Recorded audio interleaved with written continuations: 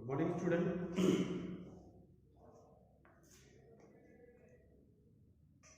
Good morning, student. Welcome to all in your physics channel. Today we will discuss about the potential energy of a spring. हमने potential energy of body along height पढ़ा हुआ है। अभी तक जो भी पढ़ा था हमने पोटेंशियल एनर्जी वो mgh के टर्म में पढ़ा था। स्प्रिंग का पोटेंशियल एनर्जी हमने नहीं पढ़ा था, लेकिन जिस तरह से ऑब्जेक्ट को अगर एक हाइट पर ले जाते हैं और हाइट पर ले जाने के बाद में जब ऑब्जेक्ट ऊपर से नीचे छोड़ा जाता है, जब नीचे ऑब्जेक्ट आता है तो खुद की एनर्जी से नीचे आता है। मतलब मैंने एग्जांपल लिया कि ये चौक में धीरे धीरे ऊपर ले जा रहा है, ठीक है, और मैंने इसे छोड़ दिया तो ग्रेविटेशनल के कारण ये नीचे तो जा रहा है, लेकिन ये एनर्जी इस बॉडी के अंदर इस चौक के अंदर ही कंजर्व हो गई, चौक के अंदर ही स्टोर हो गई, इसलिए इसको पोटेंशियल एनर्जी कहते हैं। वैसा ही सेम टर्म है, that is the same term related to that body, same इसी से रिलेटेड है कि बॉडी के अंदर ही कंजर्व हो जाए, अंदर ही एनर्जी जनरेट हो जाए, तो उसके लिए टॉपिक है हमारा क्या, potential energy of a spring. अब स्प्रिंग में पोटेंशियल एनर्जी कब जनरेट होती है, कब होती है, जब स्प्रिंग को या तो एक्सपेंड किया जाए, मैंने कहा this is the normal condition of the spring, first position, ठीक है। After that just we are expanding the spring up to the distance of x, x is the expansion distance. Suppose small l be the natural length or original length of the spring and x be the expansion, then total l plus x means up to here the expansion of length and total length, sorry, and normal length, sum of both, that is the l plus x. Clear? So the energy which generate inside the spring, जैसे ही हमने external force लगा के spring को बाहर तक stretch किया, खींचा, ठीक है, स्प्रिंग क्या करता है, आपने एज्यूम किया होगा, स्प्रिंग क्या करता है, अंदर की तरफ फोर्स लगाएगा जिसे स्प्रिंग फोर्स कहेंगे। क्या? स्प्रिंग फोर्स कहेंगे। और स्प्रिंग फोर्स किधर लगेगा, अपोजिट डायरेक्शन में, जिधर स्प्रिंग फिर से नॉर्मल कंडीशन में आएगा। तो एक्सटर्नल फोर्स के अपोजिट में, मैं सर यहां थोड़ा सा शो कर दूं कि ये external force F external, external किधर लगेगा, बाहर की तरफ, ठीक, F एक्सटर्नल बाहर की तरफ, तो F internal, F spring force किधर लगेगा, अंदर की तरफ, जो स्प्रिंग को वापस उसी पोजीशन में लेके आएगा। और जो वापस उसी पोजीशन में लेके आएगा उसमें स्प्रिंग ने जो भी वर्क किया, that is the form of potential energy, उसको हम क्या कहेंगे, फॉर्म ऑफ पोटेंशियल एनर्जी या potential energy of spring. Clear? Same thing when spring is compressed, अगर हमने स्प्रिंग को कंप्रेस किया, कंप्रेस किया या क्या, हमने स्प्रिंग को कंप्रेस किया इनसाइड में, एक्सटर्नल फोर्स को ये लगा दिया, यानी ये कह दो FEXT, किधर लगाया, इनसाइड में कंप्रेस किया, तो जो स्प्रिंग के अंदर फोर्स जनरेट होगा वो बाहर की तरफ होगा, जो फिर से इसको ओरिजिनल लेंथ तक लेकर जाएगा, ठीक। तो ओरिजिनल लेंथ तक लेकर जाएगा, उसमें स्प्रिंग ने जो भी काम किया, the work done by the spring, that is the form of potential energy of spring, ठीक है। भाई इसमें भी तो ये किया था कि ये अपने आप हाइट पर नहीं गया, इसको हाइट तक तो मैं लेकर गया, अब मैंने इसको छोड़ दिया तो ये अपने आप अर्थ सरफेस तक जाएगा by the potential energy. Same thing is here कि नॉर्मल स्प्रिंग को एक्सटेंड करके यहां तक तो एक्सटर्नल फोर्स से हम ले गए, ठीक, लेकिन जैसे हमने फोर्स रिमूव किया फिर से उसी पोजीशन में वापस आ गया बाय द इंटरनल एनर्जी और by the potential energy. Next one, हमने स्प्रिंग को कंप्रेस किया, कंप्रेस किया स्प्रिंग को, तो स्प्रिंग बाहर की तरफ फोर्स लगाएगा, जैसे ही हमने एक्सटर्नल फोर्स को रिमूव किया, एक्सटर्नल फोर्स के रिमूव करते ही फिर से ये स्प्रिंग अपनी नॉर्मल सिचुएशन में यहां तक आएगा, क्या किससे? By the spring force. So इस स्प्रिंग फोर्स से फिर ये एक्स डिस्प्लेस करके वहीं लेके आया, तो जो एक्स डिस्प्लेसमेंट लेकर यहां आया, एक्स डिस्प्लेसमेंट यहां आया, इस एक्स डिस्प्लेसमेंट में जो भी वर्क डन होगा बाय द इंटरनल और by the spring force, by the spring force, that is known as, क्या कहेंगे उसको? Potential energy of spring. क्या कहेंगे? Potential energy of spring. तो मैं छोटा सा देखो यहाँ लिख भी देता हूं, द एनर्जी, दिख रहा होगा आराम से, the energy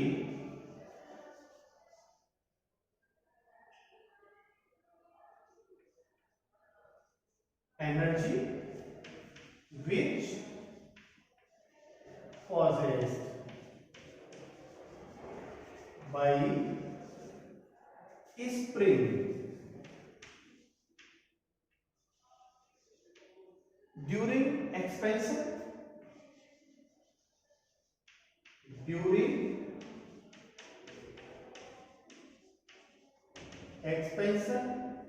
or compression,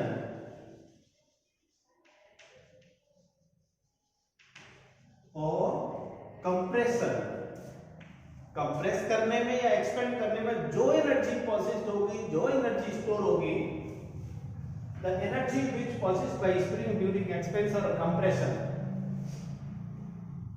bye spring force, sorry जरूरत ही नहीं पड़ेगी इसको, the energy which possessed by spring, बस इतना ही ठीक, नॉन एज पोटेंशियल एनर्जी। क्या कहेंगे उसको? Potential energy. चलिए एक मिनट, हाँ मैं थोड़ा सा साफ तो करूँ इसे। हाँ जी देखो ये थोड़ा गंदा हो गया है, सूखा करना पड़ेगा, हाँ पूरा गंदा हो गया, कोई बात नहीं, चलिए। Called potential energy, potential energy of spring, उसे पोटेंशियल एनर्जी ऑफ स्प्रिंग है। क्लियर? तो किसके कारण होगी? कौन जनरेट करेगा? It is the work done bye spring force. ठीक है, क्या कहूं और तक के नीचे लिख दूं क्या? It is also the work done, और यही लिखूंगा, it is also known as by, it is known also known as work done,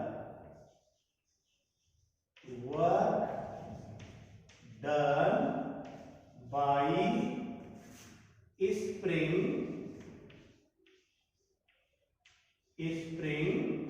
force. उसे क्या कहेंगे? स्प्रिंग फोर्स का वर्क डन भी कहते हैं। Is it clear? चलिए तो देखते हैं नेक्स्ट। अब देखिएगा जो फोर्स जनरेट होगा इस स्प्रिंग, वो किस फैक्टर पर डिपेंड करेगा? The force of spring, this one, force of spring this one, in expansion or in compression is directly proportional to new displacement, means the force of spring, क्या लिखें? The force of spring जिसे F कहूंगा, as छोड़ दिया, क्या कहा मैंने? Force of spring is directly proportional to x, force of spring is directly proportional to x. देखो एक्स में कैसे, मैंने इधर एक्सपेंड करके इसको आगे बढ़ाया, फोर्स अंदर की तरफ जनरेट हुआ, अपोजिट में मैंने कंप्रेस किया स्प्रिंग को अंदर, फोर्स बाहर की तरफ जनरेट हुआ, हम एक्सटर्नल फोर्स के कारण ये सब कर रहे हैं, लेकिन एक्सटर्नल फोर्स को कहीं दिखना नहीं है। फोर्स वही काम करेगा जो स्प्रिंग का है, जो इस स्प्रिंग का है। तो मैंने क्या कहा, मैंने कहा force of spring that is S is directly proportional to H और force equal to remove the proportional factor by constant k into x, but it is always in the opposite. क्या होगा? Opposite. तो force of spring ये भी directly proportional to x होगा, but ध्यान रखना है opposite होगा। तो यहाँ केवल माइनस फैक्टर लगाने का कंपल्सन नहीं है, लेकिन अब ये इक्विटी फैक्टर आ गया तो इक्वल एंड अपोजिट आ गया। मतलब f equal to k into x, दोनों का प्रोडक्ट इसके बराबर होगा लेकिन नेगेटिव होगा। ठीक है, चलिए ये क्या आ गया, स्प्रिंग फोर्स s, क्या लिखेंगे, तो ये k क्या आ गया, k is proportionality constant known as spring constant, where या सीधा लिख दो, where k is known as spring constant, spring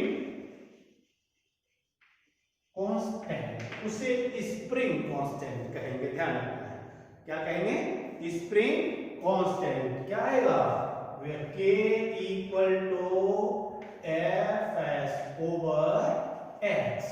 k constant value है, माइनस और प्लस की कोई जरूरत ही नहीं इसमें कहीं भी। k equal to F S, unit क्या आएगा, यूनिट क्या आएगा बताओ, न्यूटन पर मीटर। कोई दिक्कत नहीं होनी चाहिए, सिंपल है। So this is the force of spring in the term of minus kx, means the force which generated by the spring is directly proportional to displacement और directly proportional to expansion of the spring और compression of the spring, दोनों में से किसी भी एक की directly proportional. Is it clear? So this is the force. ये तो अभी फोर्स निकालना है, हमें तो पोटेंशियल एनर्जी निकालना है। क्या?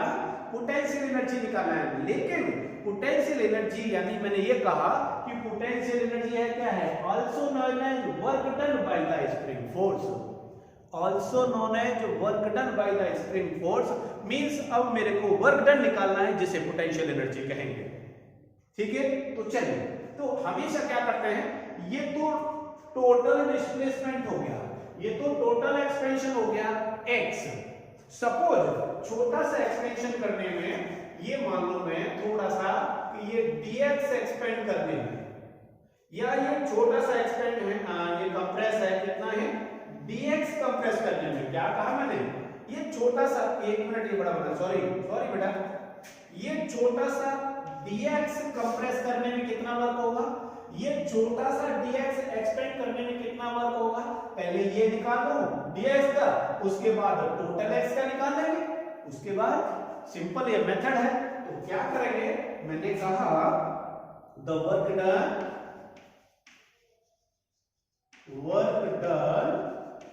Bye spring force, the work done by spring force in small displacement,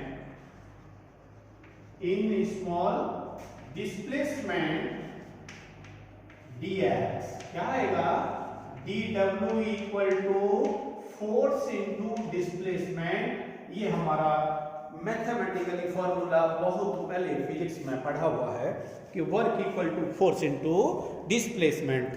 proper दिख रहा होगा चैनल में, बिल्कुल देखना पड़ रहा है। चलिए, मैंने कहा dw equal to f into dx, ये dx कौन सा है, छोटा सा रियल एलिमेंट, छोटा सा dx एलिमेंट, छोटा सा स्प्रिंग को कंप्रेस करने में वर्क डन dw, छोटा एक्सपेंड करने में वर्क डन कितना dw, तो फिर टोटल डिस्प्लेस किया तो कितना होगा, क्या कहा मैंने, इक्वेशन नंबर 1 और आगे लिखा क्या, total work done, total work done in expansion oblique compression from 0 to x मतलब पहले यहां था, यहां से x एक्सपेंड किया या यहां से x कंप्रेस किया, ठीक। तो इसलिए लिमिट लगाना पड़ेगा। क्या आएगा? तो work done, total work done, ठीक है। dw यानी क्या आएगा? Integrate dw equal to integrate f dx, both side integration. dw का इंटीग्रेशन यही लेना पड़ेगा आपको, w इक्वल टू इंटीग्रेट, यहां लिमिट लगाना पड़ेगा। कहां से स्टार्ट किया? 0 से कहां तक लिया? x तक। और बेटा f का वैल्यू कहां से लगाएंगे? f equal to minus dx, यहां से सब्स्टिट्यूट कर लीजिए। f equal to minus dx यानी माइनस kx, ये f का वैल्यू बेटा और ये dx। सिंपल। नाउ डिफरेंशिएट, क्या करते हैं आप इसका? डिफरेंशिएशन। तो चलो डिफरेंशिएशन कर लेते हैं। तो dw देखो minus as it is, constant बाहर आ गया। अब इंटीग्रेशन इसे x का करना है, x dx हो गया ना, ब्रैकेट के अंदर क्या बचा? x dx, यानी ये माइनस ले तो मैंने बाहर ले लिया, मैं एक बार लिख देता हूं कंफ्यूज नहीं हो। क्या बचा? x बचा इंटीग्रेशन में, dx बचा इंटीग्रेशन में, ये 0 बचा, ये x बचा। क्लियर? कहीं दिक्कत नहीं होनी चाहिए। मैंने k को बाहर लिया है क्योंकि कांस्टेंट है।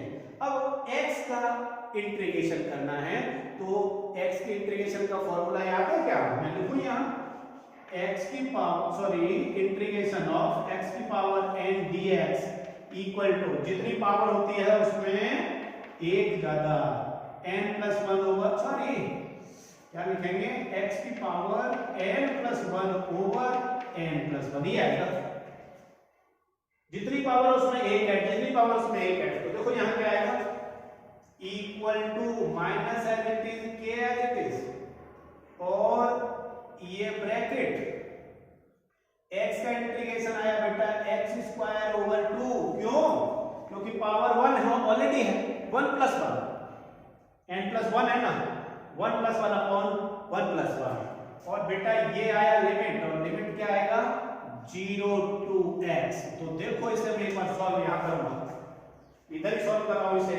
तो ये क्या आएगा? यहां दूंगा मैं इसे w इक्वल टू, यानी work equal to minus as it is और k एज इट इज। बेटा x को x से रिप्लेस, सॉरी इस x को अपर लिमिट x से रिप्लेस करना है, क्योंकि फॉर्मूला होता है upper limit minus lower limit. तो क्या लिखेंगे ब्रैकेट में? x, अच्छा देखो ये जो 2 लिखा है इसे तो बाहर ले रहा हूं, तो ये बेटा 2 तो मैंने बाहर लिया, और ये बचा हमारे पास में x स्क्वायर माइनस 0। क्या रिमेनिंग बचा? x square minus 0। Then w equal to minus half of k x square. देखिए आ गया हमारे पास में minus half of k x square. This is the form of potential energy by the spring. यही potential energy है spring का, इसी को कहते हैं potential energy of a spring. यानी अभी लिखने की जरूरत नहीं है, मैं ऐसे ही बोल रहा हूं इसको, या यहां लिख देता हूं, देखो आपको लगे तो यहां लिख रहा हूं इसी चौक से, this work is form of potential energy, so W equal to और P equal to क्या आएगा? Half of k x square, और वो भी माइनस का। क्या आएगा? माइनस का। माइनस का क्यों आएगा? क्योंकि ये हमेशा स्प्रिंग अपोजिट डायरेक्शन में जनरेट करता है। जब हम इसको एक्सपेंड करते हैं तो अंदर की तरफ कंप्रेस करेगा, और जब हम इसको कंप्रेस करते हैं तो बाहर की तरफ एक्सपेंड करेगा। तो ये कौन सा टर्म आ गया? जो मैंने ये लिखा हुआ है। क्लियर? तो वर्क डन तो एनर्जी की फॉर्म होती है जिसका यूनिट क्या होता है? जूल। क्या यूनिट क्या होगा? जूल। यूनिट क्या होगा बेटा? जूल। शायद आपको आराम से दिख रहा होगा, कोई दिक्कत नहीं होनी चाहिए। मैं एक बार चेक कर लेता हूँ वीडियो को। हाँ प्रॉपर चल रहा है, ठीक है। जब मेरे साइड पर प्रॉपर चल रहा है तो आपके पर तो चलेगा ही प्रॉपर। चलिए वो जरूरी रहता है, ठीक है। तो इस तरह से हमारा क्या हुआ? ये potential energy due to the spring का एक टॉपिक छोटा सा पूरा हुआ। अब क्या करना है इससे आगे, चलिए। यस, तो क्या करता है देखो, स्प्रिंग पोटेंशियल एनर्जी के लिए एक ग्राफ प्लॉट करते हैं। ग्राफ हमेशा आता है और उस ग्राफ में क्या कहता है, देखो मैंने ग्राफ प्लॉट किया, ये origin X axis, X dash negative axis, Y axis positive, Y dash negative. Suppose force is taking at the Y axis and X displacement is at the X axis. क्या? X axis. तो देखिएगा diagram में, हमारे normal condition में जब x हमने forward में किया, x पॉजिटिव वैल्यू में किया, तो जो फोर्स ऑफ स्प्रिंग है वो नेगेटिव में अपोजिट जनरेट हुआ। तो देखिए ग्राफ में कैसे आएगा कि जब हमारा x पॉजिटिव था तो फोर्स हमारा नेगेटिव ग्राफ में नीचे आ गया, फोर्स हमारा नेगेटिव ग्राफ में नीचे आ गया। और जब x नेगेटिव में है, x नेगेटिव में कैसे, ओरिजिन से x नेगेटिव में पीछे कंप्रेस किया हुआ है, then force generate by the spring in forward direction, in positive direction. तो देखिए जब x नेगेटिव है तो फोर्स हमारा फॉरवर्ड डायरेक्शन में, पॉजिटिव डायरेक्शन में। Is it clear? ये क्या बन गया हमारा ट्राइंगल, क्या बन गया ट्राइंगल। और ट्राइंगल के फॉर्मूले में याद हो तो देखो ये तो बन रहा है इधर एफ एस और इधर बन रहा है एक्स, यहां इधर क्या बन रहा है एक्स, ठीक है। तो ट्राइंगल का एरिया क्या होता है, half into base into height, यही होता है ना, half into base into height. तो यहां लिखना पड़ेगा the potential energy by graph as shown, क्या आएगा इससे, क्या आएगा इक्वल टू 1/2 के, सॉरी एक मिनट, एक इधर एफ एक्स आएगा ना, के एक्स स्क्वायर और ये माइनस, क्या हुआ हाफ ऑफ के एक्स स्क्वायर माइनस का।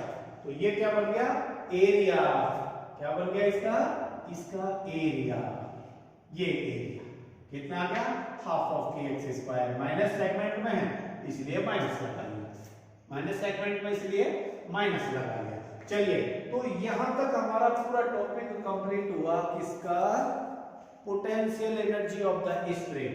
अब इसके बाद में छोटी सी जगह भी बची है और छोटा सा टॉपिक भी डिफाइन कर देता हूं इसी के साथ में, तो वो आपका एक टॉपिक कंप्लीट हो जाएगा। और वो टॉपिक क्या है मेरा, मैं उसे बता दूं। तो टॉपिक है मेरा पहला कंजर्वेटिव फोर्स, कंजर्वेटिव, बार बार आ रहा है word conservative force. Conservative force किसको कहेंगे और नॉन कंजर्वेटिव फोर्स किसको कहेंगे। देखो ये फोर्स अप्लाई हुआ, ये फोर्स अप्लाई हुआ, मींस जब हमने स्प्रिंग में एक्सटर्नल फोर्स एक्सपेंड करके बाहर की तरफ लगाया, एक्सपेंड करके बाहर की तरफ लगाया, एक्सपेंड किया इसको बाहर की तरफ फोर्स लगाया, ठीक, जैसे फोर्स रिमूव किया स्प्रिंग फिर उसी पोजीशन में आ गया। इसी तरह से जैसे ही कंप्रेस किया स्प्रिंग को फिर एक्सटर्नल फोर्स हटाया, फिर स्प्रिंग अपनी उसी पोजीशन में पहुंच गया। यानी एक्सपेंशन में डिस्प्लेसमेंट हो या कंप्रेशन में डिस्प्लेसमेंट हो, after removing the external force body must be in the same position, body must be in the same position. और जब सेम पोजीशन में आ जाती है, जब सेम पोजीशन में आ जाती है बॉडी बेटा, उस समय कहेंगे देयर इज नो वर्क, मतलब कोई वर्क नहीं हुआ। वर्क कब तक होता है, एनर्जी कब तक होती है, जब इसे एक्सपेंड रखते हैं, जब इसे कंप्रेस रखते हैं। लेकिन नॉर्मल जब ऐसे छोड़ देंगे उस कंडीशन में जितना एक्सपेंड किया उतना कंप्रेस किया, नेट वर्क डन जीरो, क्या कहेंगे नेट वर्क डन जीरो। तो कंजर्वेटिव फोर्स में क्या कहेंगे, when net work done, short में लिखूंगा net work done by force is zero, known as known as conservative,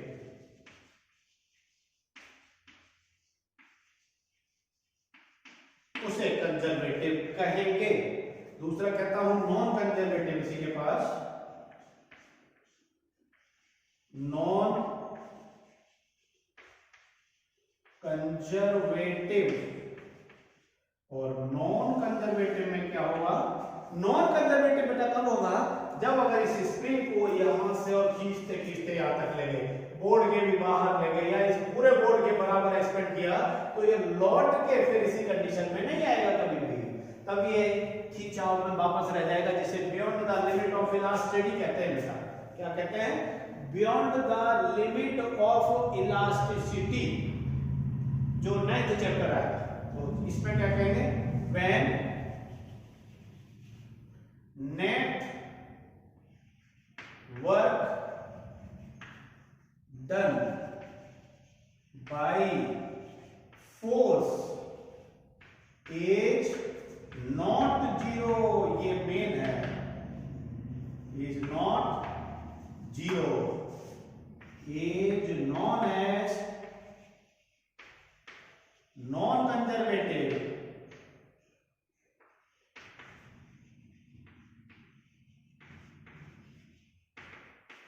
non conservative force, उसे नॉन कंजर्वेटिव फोर्स कहते हैं बेटा, उसे नॉन कंजर्वेटिव फोर्स कहेंगे, ध्यान रखना है। तो conservative force, non conservative force. एक और चीज होती है नॉन कंजर्वेटिव, सॉरी यानी सॉरी हाँ ठीक है, यानी इसमें तो कहा W इक्वल टू 0 होना ही चाहिए, और इसमें कहेंगे W is not equal to 0। ठीक, this is not conservative, this is conservative. ठीक, एक और चीज एग्जांपल ले लो, यहां इसी का एग्जांपल है। सपोज ये पॉइंट ए से ऑब्जेक्ट कहां गया? बी पर। ठीक, एक रास्ता तो ये है, ऑब्जेक्ट ये गया, ऑब्जेक्ट ये गया, ये 1 है, ये 2 है, सपोज ये 3 है।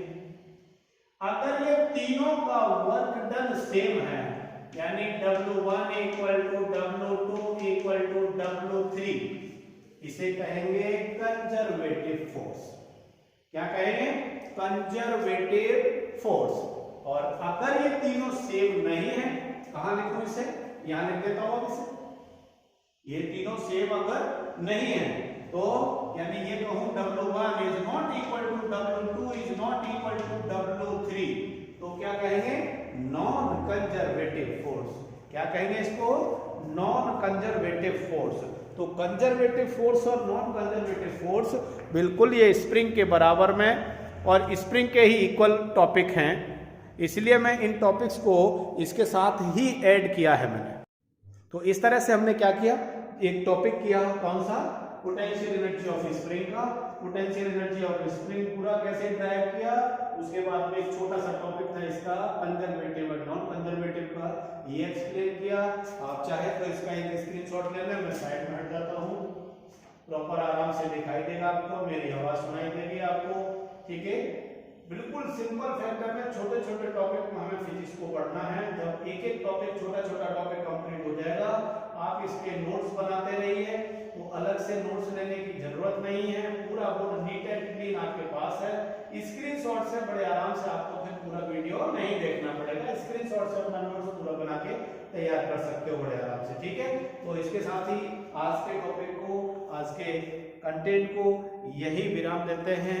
अगले लेक्चर में फिर मिलेंगे, तब तक के लिए शुक्रिया, गुड नाइट, थैंक यू।